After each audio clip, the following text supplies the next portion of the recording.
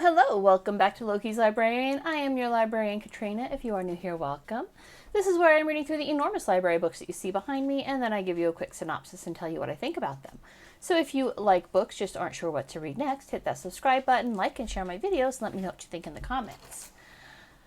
It is the last Sunday of the month, meaning I was supposed to be reading about our next president in line, meaning Woodrow Wilson, and to that end I had purchased this book, Wilson's War, very reflective cover because it's got library coverings on it.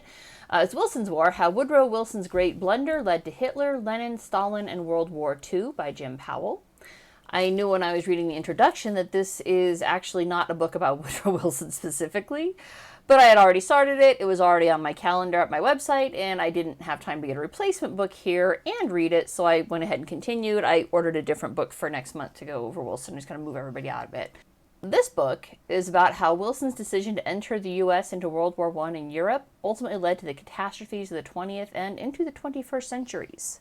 Long-lasting implications of national policy there, foreign policy.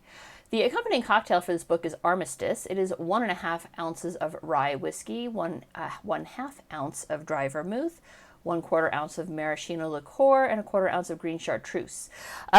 I couldn't find green Chartreuse. It's actually very hard to find these days because the monks who made it decided they were spending too much time making the Chartreuse and not enough time in, reflective contemplation, so they've cut back their production.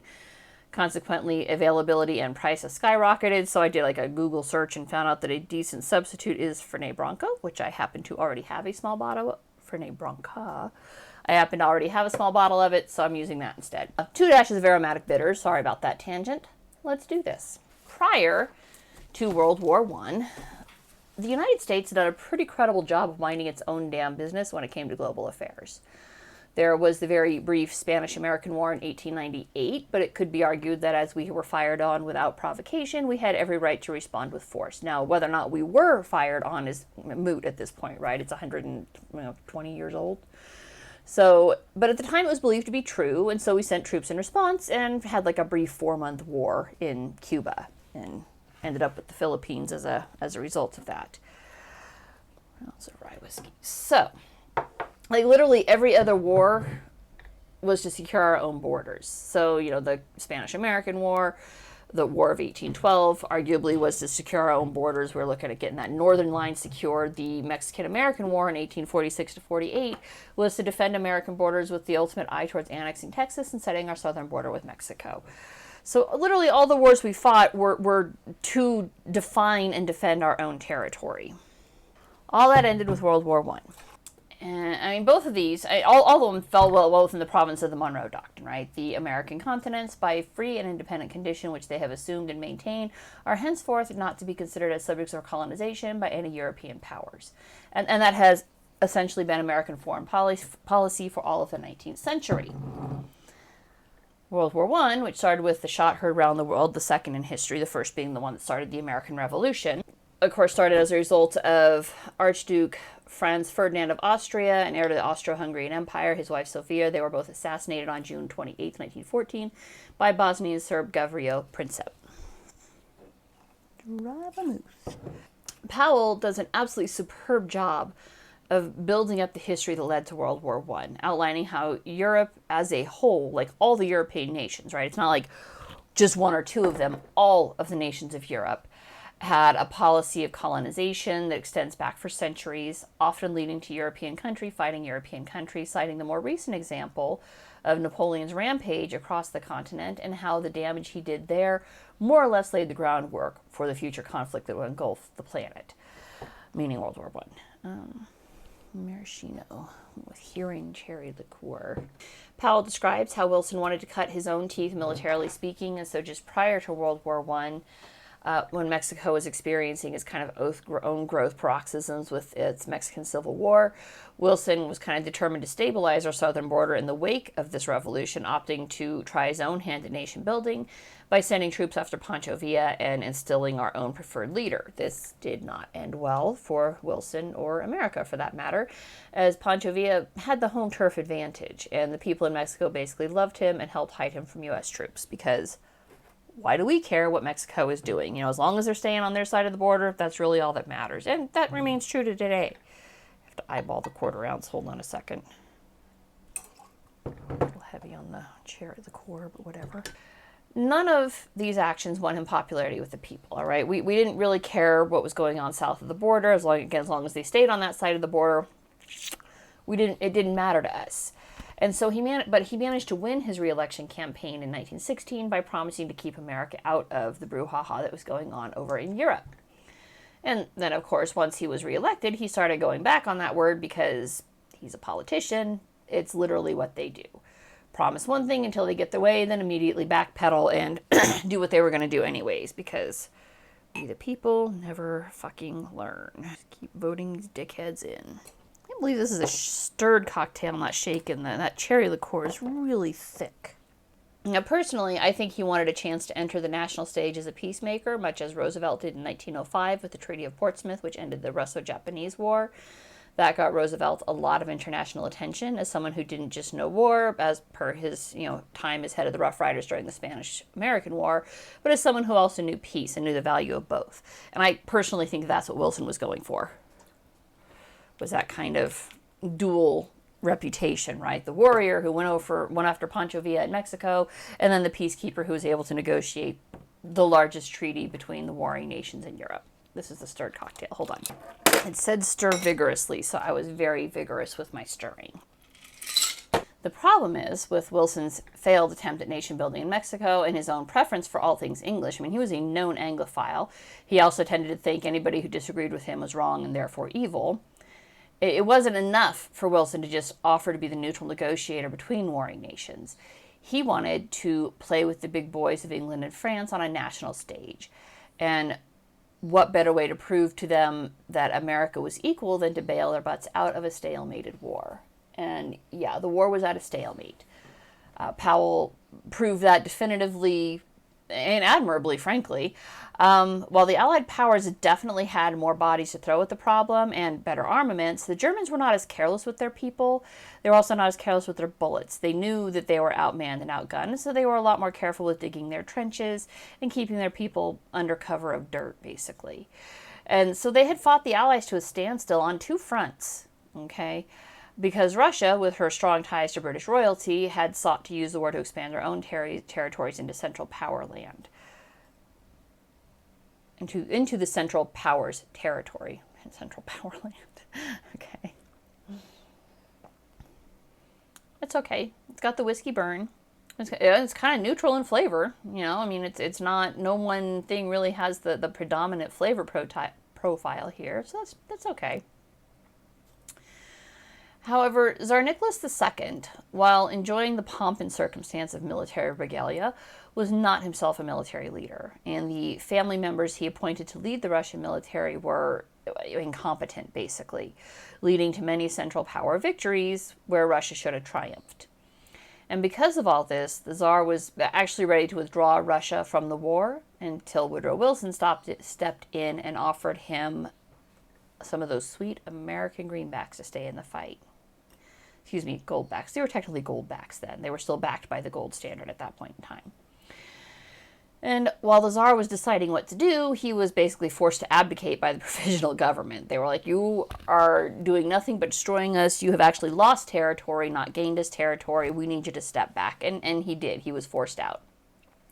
This happened several months before the October Revolution that resulted in his assassination along with his family. But didn't even faze Wilson and the American diplomatic corps. Elio Root was the former Secretary of State under Roosevelt. He was the diplomat extending the offer on behalf of America, and he promised the provisional government the exact same funds, provided they stay in the fight. His fight was literally no fight, no loans. So if you want our money, if you want to keep our money to build up your own nation, you have to stay in the fight.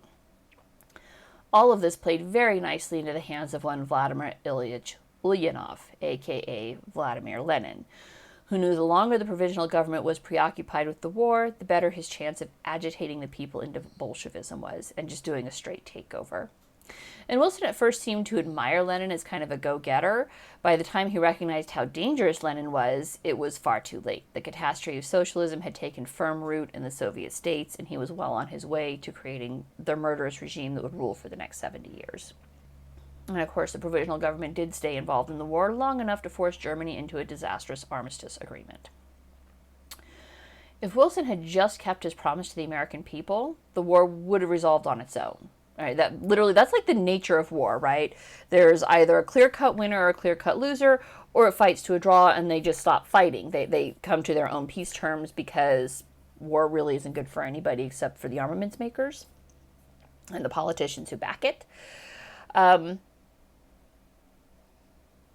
make no mistake, despite his high ideals of making the world safe for democracy, there was nothing about American interventionism that achieved that goal. I mean, not with all of Europe still performing land grabs for colonization. There's nothing diplomatic about colonization.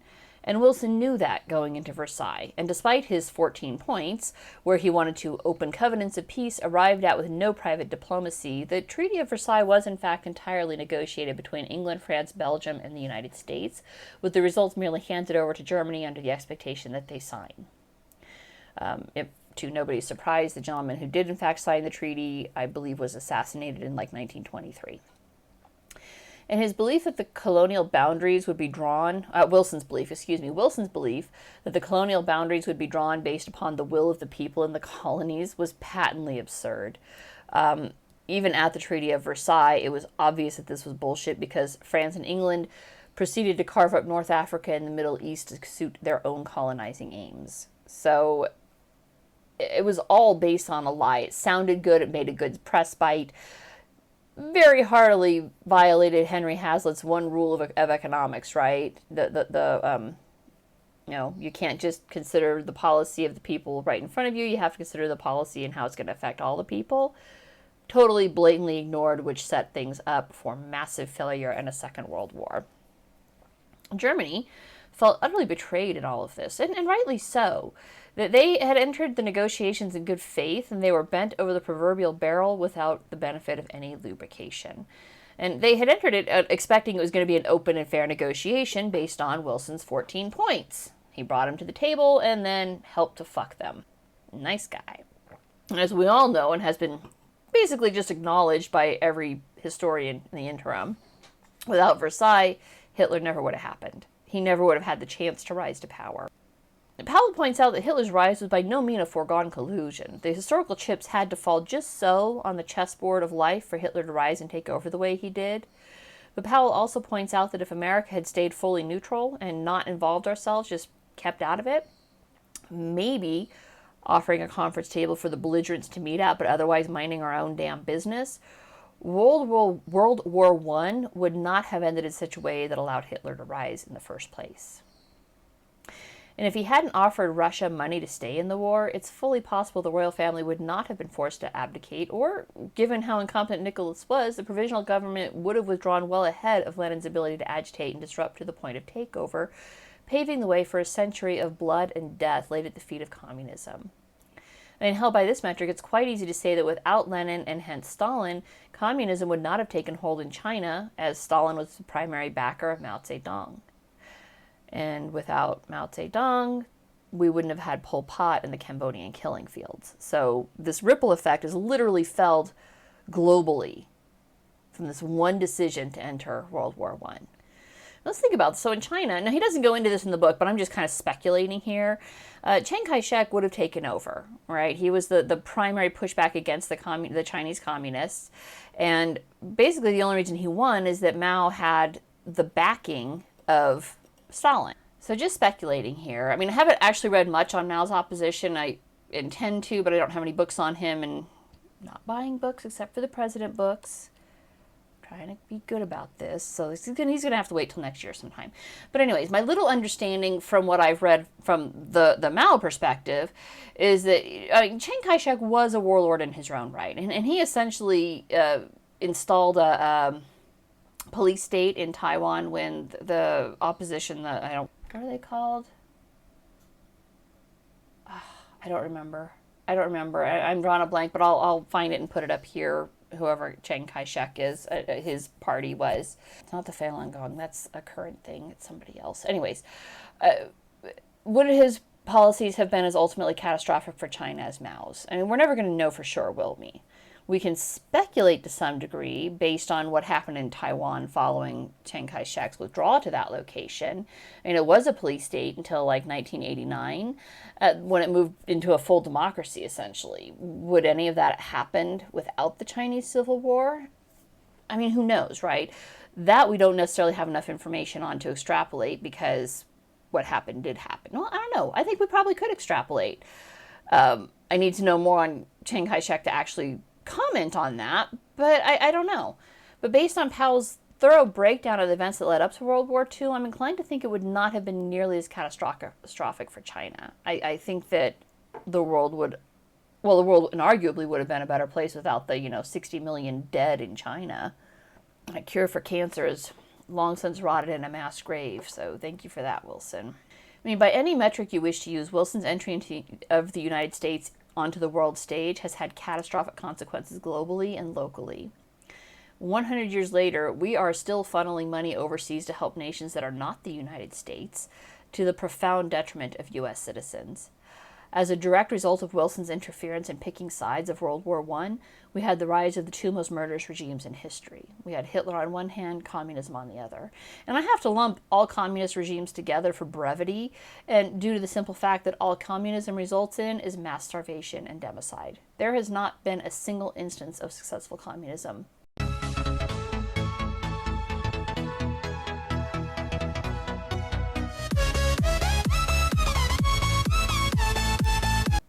Ever.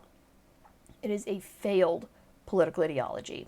This book was a solid breakdown of why President Washington, when he stepped down as president back in 1796,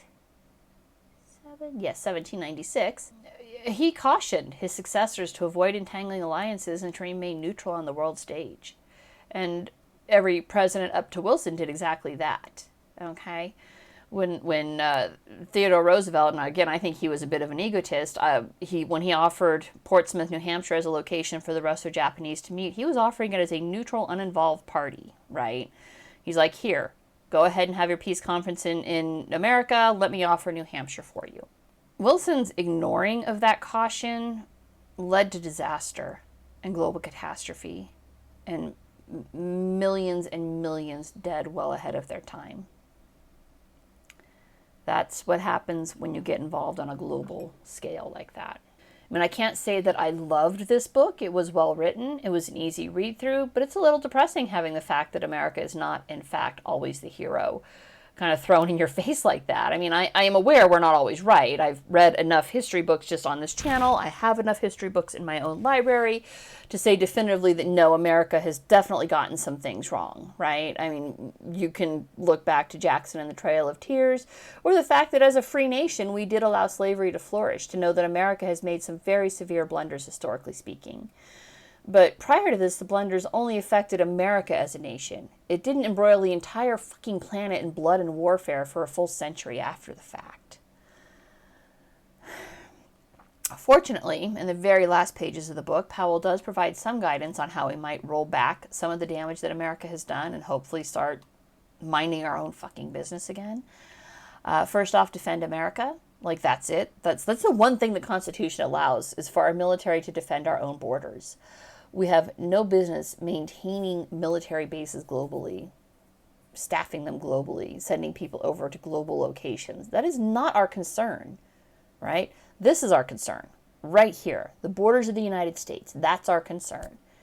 Everything else is none of our damn business. Point 2, stay out of people's wars, other people's wars.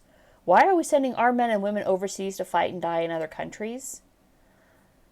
Don't try to build other people's nations. Like, literally, this one thing would save America so much heartache. Countries will choose democracy or not on their own. If nothing else, the catastrophic fall of Kabul in 2021 outlines what happens when America tries to nation build. My heart still aches for those people who are left behind in the wake of our promises for freedom and democracy. Because we overpromised and underdelivered, and that's exactly backwards. It's not our place to deliver. It's their place to fight for it and claim it. Be open to the world. That's step 4. We can open our borders to all but terrorists and known criminals and be a better nation for it. Powell even briefly takes a dig at the welfare state, pointing out that by denying immigrants access to welfare, we're setting them up for better success in life than the welfare queens who live on government handouts. His last paragraph truly sums up why it is so important that America returns to our non-interventionist roots. Direct quote, "America cannot save the world by fighting endless wars, but we can set an example. We must protect a flourishing free society that others are welcome to join or to emulate in their own lands." End quote. And I agree, Mr. Powell, but how do we convince Washington that you're right? Because they're the idiots who keep sending us to these wars and sending our money overseas and sending our sons and daughters to die in foreign lands. That's it for this week. Don't forget to subscribe. I will see you guys next week, but it might be a day or two late. Next week I'm starting the tear out of my kitchen that I mentioned a few weeks ago when the Mind Hacking Happiness book. That starts next Saturday, so I don't know if I'm going to be able to post on Sunday. It might not be till Monday or Tuesday. But I will get something out somewhere around like Sunday, Monday, Tuesday next week. Bye.